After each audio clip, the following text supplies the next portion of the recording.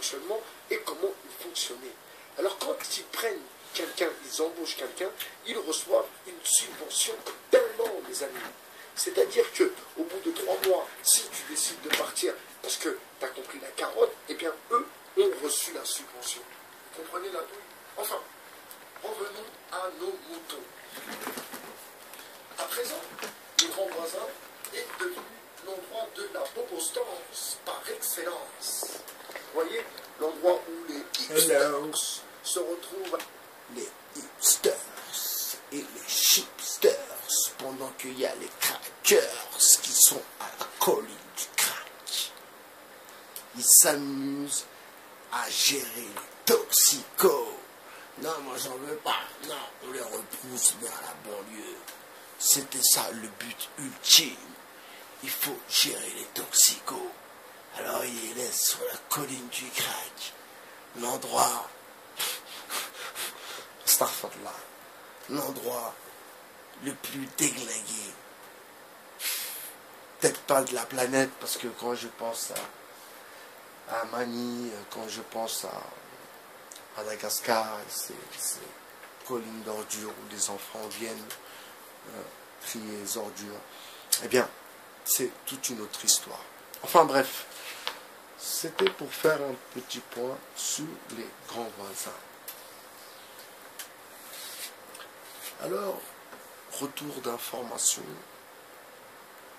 on me tient un peu au jus, j'analyse, je discute, je lis un peu les forums de discussion, j'écoute un peu ce qui se passe dans l'espace. Et ce que j'ai cru comprendre en fait, c'est que les grands voisins, donc anciennement l'hôpital Saint-Vincent-de-Paul, toute cette superficie va devenir un écoquartier. Vous comprenez que Aurore a été là un moment, le temps de gérer la crise des migrants et de placer les migrants dans des foyers, et que la bobostance allait, ma foi, profiter. La preuve, Nicolas Hulot leur a rendu visite en grande pompe, n'est-ce pas, quand il était ministre.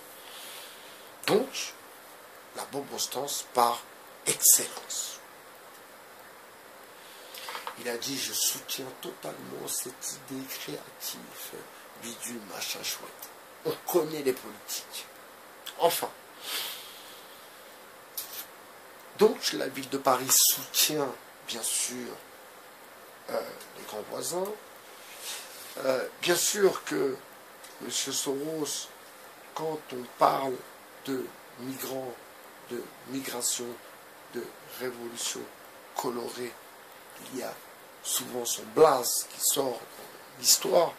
Mais bon, ce n'est pas encore une certitude. Alors ces bobo hipsters qui fréquentent maintenant, qui ont monté leurs assos, qui sont pris possession totale de cet endroit qui accueillait des migrants, en fait ça va être les futurs propriétaires de cet écoquartier. Ça c'est mon analyse personnelle.